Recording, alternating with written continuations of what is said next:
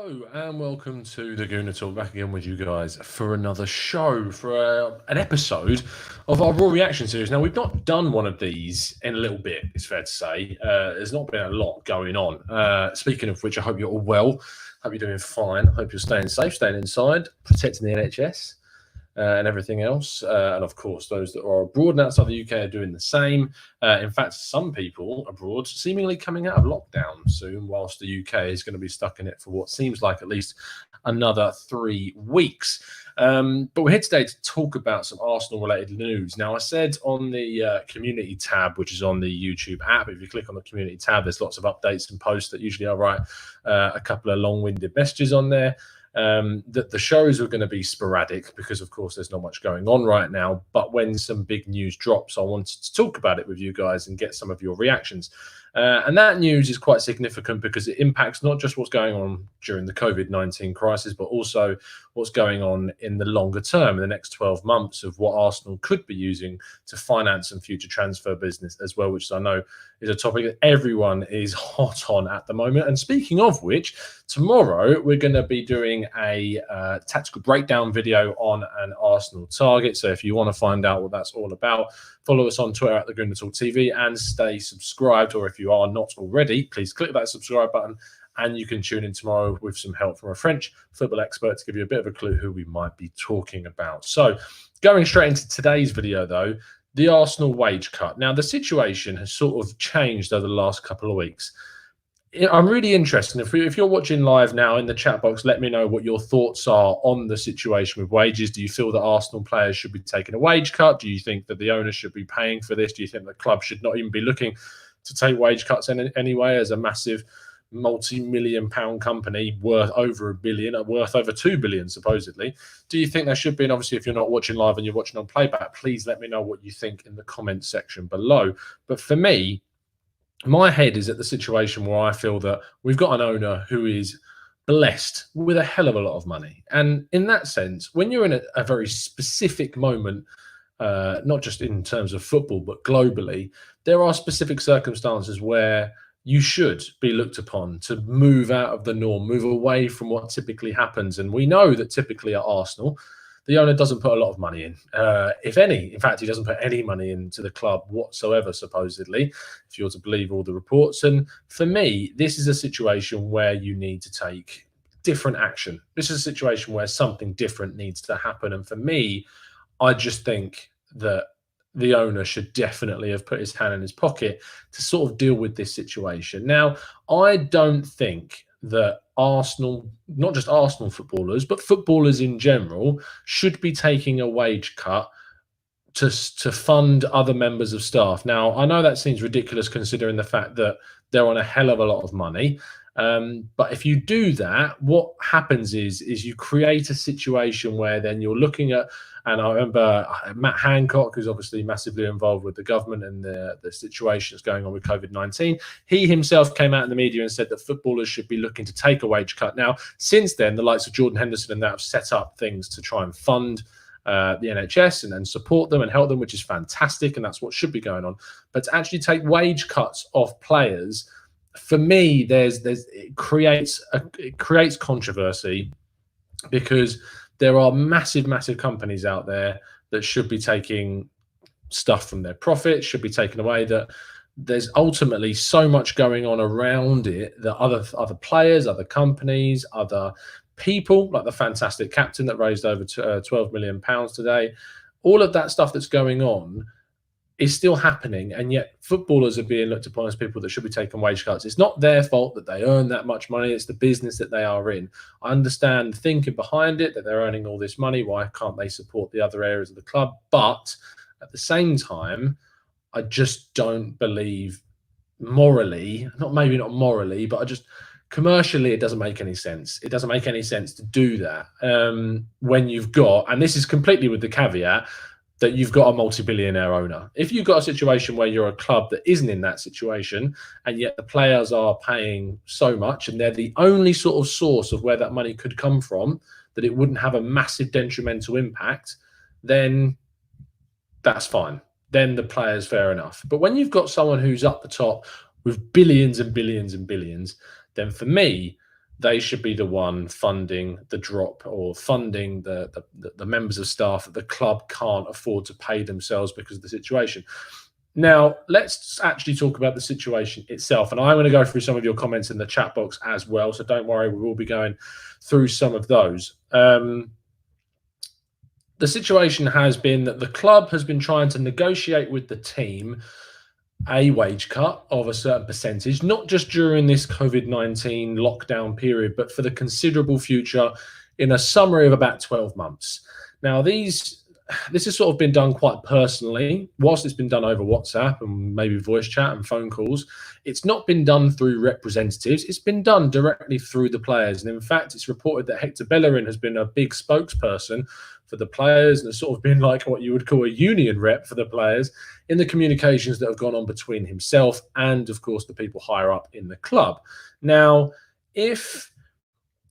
or not even if, but the situation is that they have so far refused any sort of protracted offer or any sort of wage cut that's been put forward to them. Less than a week ago, it was put forward to the players that a 12.5% wage cut should be taken over the next 12 months. Now, this was voted out by just a single vote. I think it was 14 to 13 of the players that were asked to take a wage cut voted against it. So just over half the players decided that they wouldn't be in support of this and they wouldn't do this. Now, I'm not going to speculate who those players are because it's pointless because we just don't know. You can make your own minds up about what players may or may not have been in the group that decided not to take the wage cut. It doesn't change my opinion of them personally because I said at the start of the video, I don't think it should be on them. And I think one of the things that came up was that some of those players feel that someone like Stan Kroenke should be putting his hand in his pocket and trying to subsidise the areas rather than it being on the players. That's how I see it. That's, I think, how a lot of those players that turned it down said it and feel about it. Now, the difference is, if I just share on the screen with you, that David Ornstein has just tweeted out not so long ago saying that Arsenal found a breakthrough in player negotiations over salary commitment to help cover potential financial losses related to COVID-19. Arsenal are now close to a majority agreement over the wage cuts of 12.5% per month over the next year. Now, if we look at certain specific players and their wages, we know that Mesut Ozil is on £350,000 per week, around that. Okay. So if we multiply that by, this is where my maths really takes a hit. If we times that by 0.85, which should be, no, not 0.85, 0.875. There we go. That's what I want. So Mesut Ozil would be on 306. This is obviously before tax. £306,000. So he's nearly losing about £40,000 to £50,000 of his wage. Now, £40,000 to £50,000 a week is a lot of money, and if you think about that a month, you're looking at that being nearly 200 grand in terms of how much he's losing per month, which is a lot. And now people will turn around and say that, well, that's so much money, he can afford to lose that. But these people live in a lifestyle where their bills and the things that they pay for on a monthly basis are going to be massive. Yes, they're going to be able to save a lot of money. I understand that. But I can see the reasoning behind them being reluctant. We're just simply not in that situation as the regular average day person. We're just not in the situation where we can come close to understanding what that must be like when you're losing that amount of money per week. And it seems silly to say that when you're only earning whatever we're earning right now. And I get that the frustration behind people thinking that, but it's just a different world. It's a different scenario. So if you were to lose 12.5% of your paycheck every month, you would probably also have something to say about it, depending on the situation. And when we're looking at what's actually going to happen, because I've actually just seen that David Ornstein has tweeted out again. So if I just click on his Twitter account, if my internet wants to work a little bit faster, here we go. Here we go. The situation is delicate as nothing has been signed. Players have different circumstances and some will hold valid reasons not to back the deal. So a lot needs sorting, but Arsenal stand to become the first Premier League squad to agree to cuts. Arteta intervention and Bellerin work throughout was crucial. So in terms of, let me think about that. So in terms of the players and the situation that we're in with that, you've had Mikel Arteta needing to ring up the players and they're getting to a group conference call to persuade them, which is good in a sense. Whilst I don't agree with these players having to take a pay cut, the fact that Mikel Arteta has rung these players up and had an influence on that decision making is a lot of money that's now going to be saved by the club. And the fact that he's been able to influence it that significantly to turn the players' minds and change opinions shows the amount of gravitas that this manager has on this team. And that is a positive in terms of a personal level, not necessarily a footballing level, but the link that Arteta and the respect that he holds and the influence he has on the players, the fact that it's made some players change their mind on this is clearly a good thing. Before I go into this a little bit more, let's go through some of your comments and your questions. Sam Greenwood says, why is it the bills for players mean more than a normal person in the same club who gets furloughed? 12.5% of someone on 20k a year is going to be worse than 12.5% on 100k a year. Zamir followed that up with 12.5% of 100 grand and 12.5% on 100 pounds is very different. Now, I'm not going to be the person to speculate the worth and what 100 pounds is to one person, how much 100 grand means to another person. And Sam, I completely see your point of view that if someone is on 100 grand a week and they're losing 12.5% of that compared to someone who's maybe on 250 pounds, even 100 pounds a week and losing 12.5% of that, they'll feel that a lot more. The difference is that these people are living and are used to living in that lifestyle of earning that amount of money. Therefore, their outgoings are going to be reflective and relative to that amount of income. So a 12.5% hit, which is considerably a lot of money, thousands of pounds, might have a really detrimental impact on their lifestyle, on the way that they act and live in day-to-day life, and that needs to be taken into account. I don't think it's morally right just to disregard someone because they're earning more money. And it's not like I'm in any position to say someone who's earning a lot of money, because I'm not in that situation. I'm not someone who's privileged with loads of money. It's just not the situation that I'm in. And it's when you look at a footballer that's earning considerably more, is in a very, very privileged position, I don't think that they should be looked upon just because they are earning that considerable amount of money when there is an even higher amount that isn't being deducted. Stan Kroenke isn't taking a 12.5% pay cut. If you look at the amount of money, and this is purely speculatory what I'm about to say, but if you were to calculate, and if someone feel free to comment in the section below if you can work through the maths of this, but of Stan Kroenke's net worth or his incoming and what he's earning and what he's getting, if he was to pay that 12.5% cut of the players, how much of a percentage of his earnings would that be? Because I can pretty much guarantee you it would be considerably less than a 12.5% pay cut for those players. So if Stan Kroenke was to pay off that 12.5% that the players are currently being asked to take a cut for, would it be less than 12.5% of his earnings? I'm almost guaranteed to tell you that it would be 100%. Let's follow up with Sam. I'm very much happy to have this discussion. If you are spending 100% of 100 grand per week, you need serious help understanding how to handle your personal finances. Yes, if you are spending 100 grand of your 100 grand that you're earning every week, yes, 100%. But my point is that their outgoings is still going to be considerably more relative to that 100 grand a week that they're earning, and therefore they shouldn't be expected to just simply take that cut. It's not fair on them. It just isn't. You shouldn't look upon it in that sense. When, and this is the caveat, when you're in the situation that the person who is paying their wages is considerably more well off, considerable to the point at which a 12.5% cut, which could be filled by the owner, would be such a small percentage of his income and the money that he is earning, that I just don't think it is fair. I just don't think it's fair. Arsenal Granny says Stan Kroenke doesn't take any funds from Arsenal. In terms of that, he has done in the past. He's taken £3 million of dividends yearly, I think, since taking over, or until he got the majority shareholder. That might not be completely right. Zamir says, on principle, I'll agree Stan Kroenke should cover this, but we know he won't. Ozil should donate his entire salary every week. He hasn't worked for Arsenal since Sanchez left. Slightly different, but I get what you're saying. Yeah, I know that Stan Kroenke, the likelihood is that he won't put his hand in his pocket. He won't cover it. I'm fully aware of that. It's just a situation where I feel that he should be the guy to not take the fall, because it's hardly a fall. It's hardly a trip for Stan Kroenke to put his hand in his pocket and cover what is being asked upon. Now, there was a comment slightly further up about financial fair play. If I can just find it. If I can't find it, I'll just talk about it.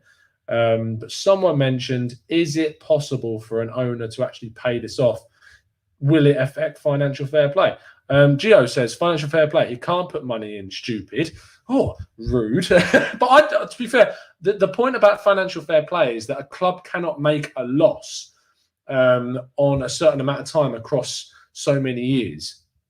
Now, there are very, very considerable circumstances where this changes. And if you look at how financial fair play works, in my mind, if you are a governing body of financial fair play, and you look at a club that has had to invest money to try and keep its staff afloat and keep people in jobs, for me, that is a specific circumstance where financial fair play can look at that and say, right, you made a loss in this area because you were covering the wages of people that without that intervention would have gone without a job. Because even though Arsenal are in a situation with millions and millions and millions of income every single year, although they are making losses, it seems, even though they're in that situation, if no football is being played and no money is being spent on tickets and going through the gate and going to games and buying merchandise and buying drinks and whatever, the club loses a hell of a lot of money,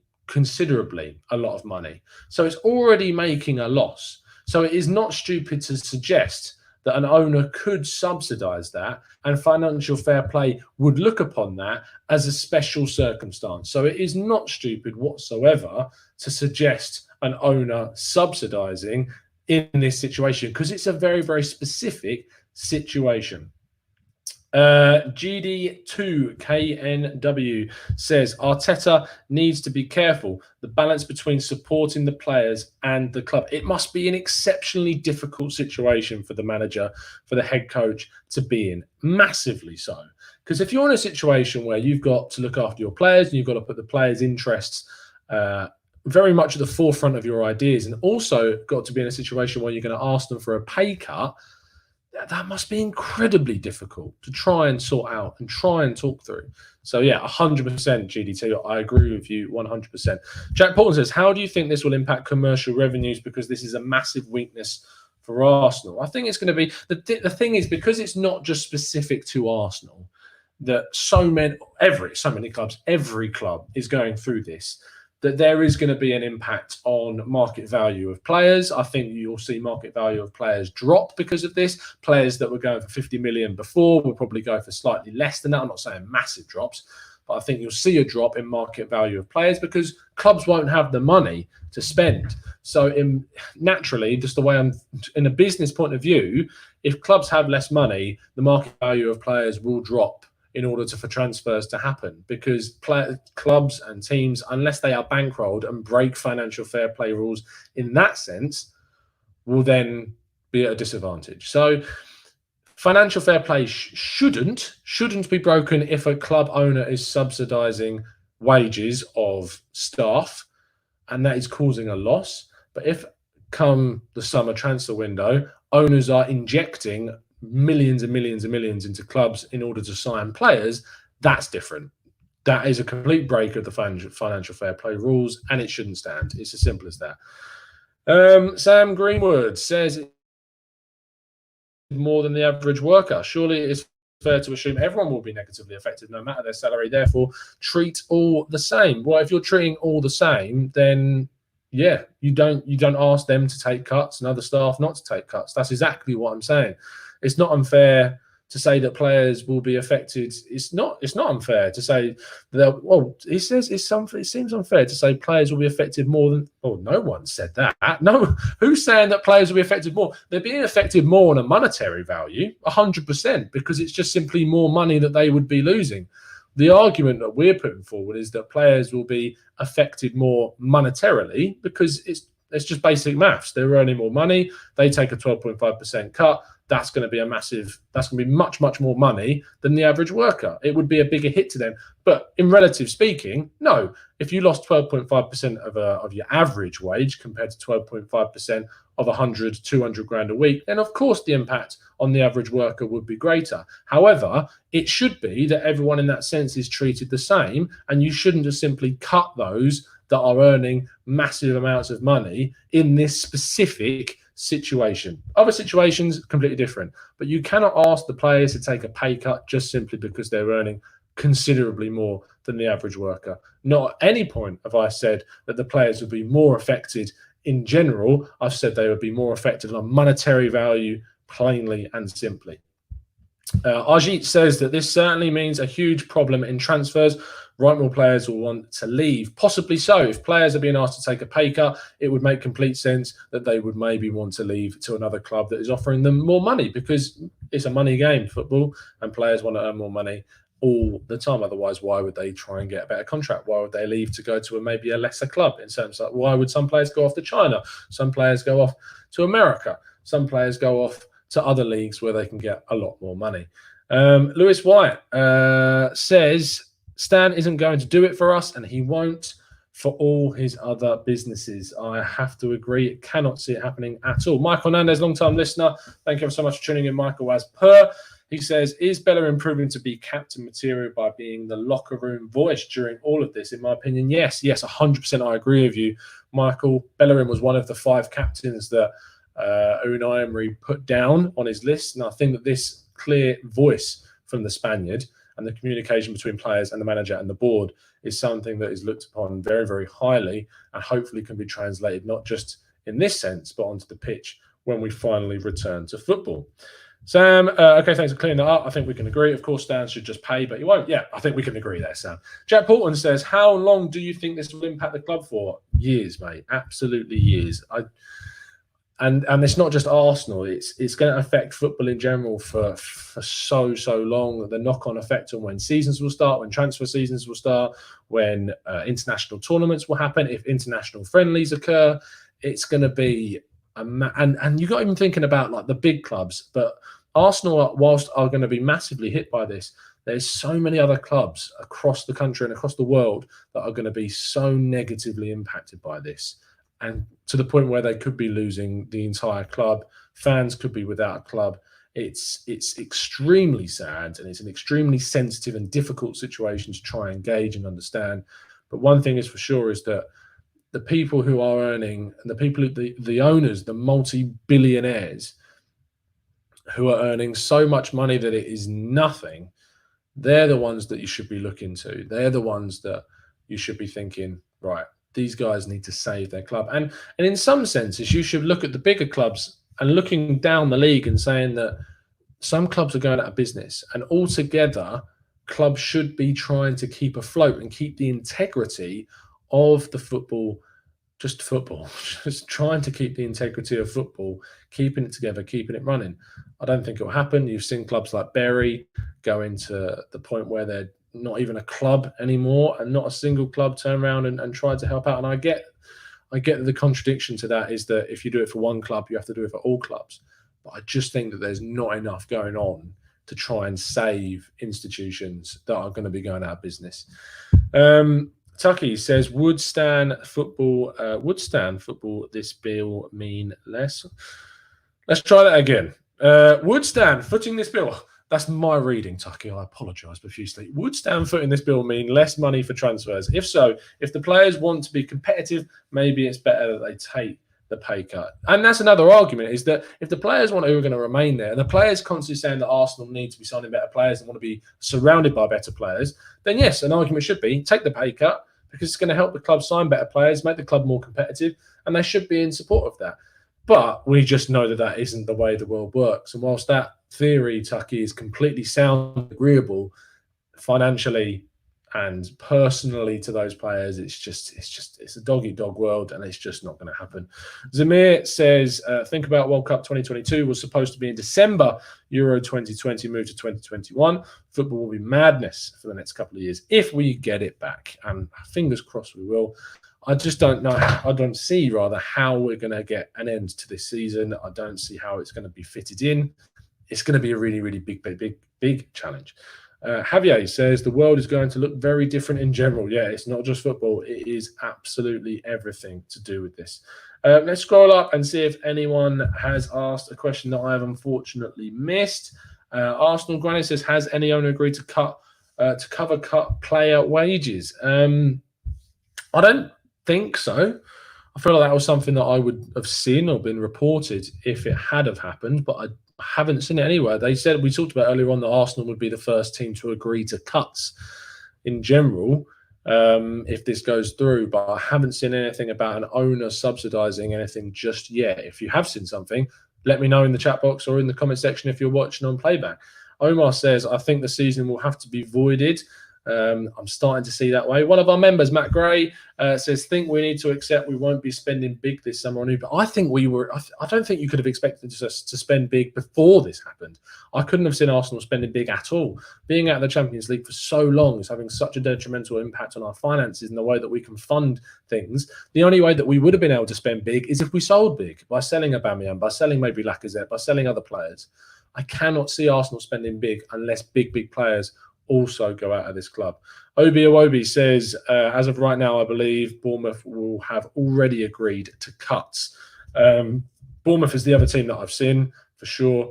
I'm just not sure.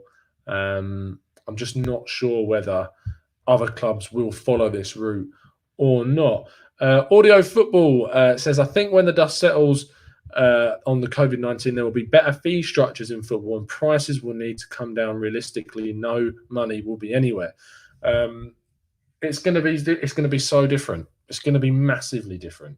The word that I always use, and we're always talking about transfers on the channel, and I say that this summer's going to be so intriguing, but I think that in terms of intriguement in something and the intrigue of it, this is beyond anything that we've witnessed before. Sam Greenwood says, if clubs don't get the Premier League money this season, it means the average overall decrease of 30% in revenue, and this is without the lack of matchday revenue and other revenue. Premier League clubs could be in trouble. And if Premier League clubs are in trouble, then you're going to see that League One, League Two, Championship below that, they're going to be in massive amounts of problems. Tucky says, no, you're totally right. We probably won't be going big in the market. Wishful thinking by me. And it's good to be positive, Tucky. You've got to be positive, mate. You've got to be optimistic. We are optimistic in this channel, I like to think. Michael Hernandez says, will big wage players be more reluctant to leave considering wages will be likely to be going down in the next couple of seasons? No, because I think ultimately, whilst money does rule the roost, trophies definitely have a big part in that. And Aubameyang will want to be going to a team that is going to be more competitive than Arsenal have been over the last half decade. So for sure, I don't think it's going to have too much of an impact on players' rhetoric in the way that they think about leaving the club. Joseph says, agree with what Audio Football said. Agree with what good. Have you ever studied economics? I don't know. Have you ever studied economics? Audio, let us know. AJ Envoy says, Tom, perhaps this is the end of big-time transfers where we see prospects going for 100 million plus. To be honest, it might suit penny pinching Arsenal. Who knows? But the thing is, if money goes down for Arsenal, it's going to go down for those other teams as well. We're going to be a much more better situation, much more better, awful sentence. We're going to be in a much better situation than what Arsenal are. So whilst I agree with you in a sense, I think the big money transfers will drop. I still think that Arsenal are going to be at a disadvantage because of the strictness of the situation that we're in. We're going to wrap things up there. And again, please make sure you are subscribed. Tune in tomorrow for the tactical breakdown of one of the players that Arsenal are linked to. Make sure you've subscribed if you're new. And we've been throwing out some shows. I know that the channel's not been massively active, and I think you can understand the reasons why and behind that. But we've been throwing out some top fives. We interviewed former Arsenal striker Alan Smith as well. It was an absolute pleasure to speak to him. And hopefully there's going to be another ex-pro coming on the channel very, very soon. Big thanks to Alan for that. That should be fun. This has been great to talk about football again in a sort of discussion sense with you guys in the chat box. So please make sure if you're watching on playback, drop a comment. Let me know what you think. Who should be taking the fall? Should these players be expected to take a 12.5% pay cut? Am I wrong in that sense? Am I wrong in thinking that this doesn't have much of an impact on their personal lives? I think it does personally, and I don't think they should be the ones expected to take the fall. And I think it should be down to the big billionaire owners. Do you agree with that? Please let me know in the comment section below. It's been an absolute pleasure speaking with you. I'll see you very, very soon. And as always, up the Arsenal.